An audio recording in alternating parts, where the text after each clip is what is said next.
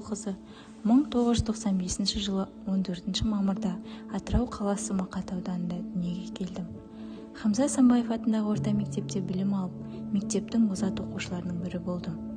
Балалық шақтың дәуренде өтіп, жастық шаққа да жетіп, Атырау қаласындағы Халел Досмұхамедов атындағы университетті 2014 жылы жаратылыстану факультеті география мамандығына қабылдандым.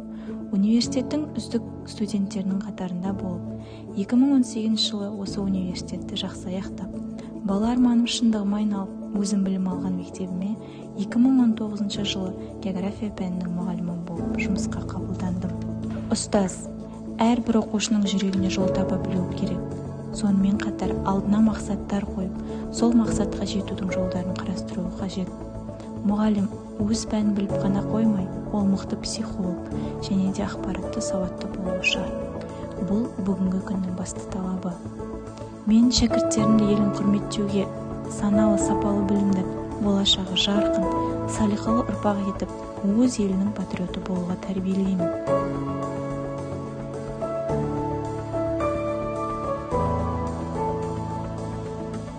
Менің өзекті мәселем оқытудың интербелсенді әдістерін пайдаланып, оқушылардың білімін шыңдап, сабаққа белсенділігін арттыру.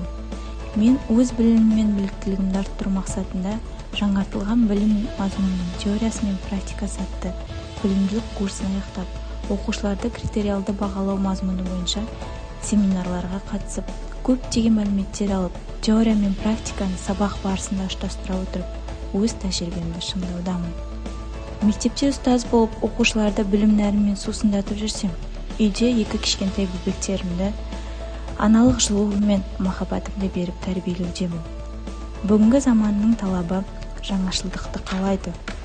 Сондықтан үнемі ізденісте болып, өзімді жан-жақты дамыту менің басты ұстанымым.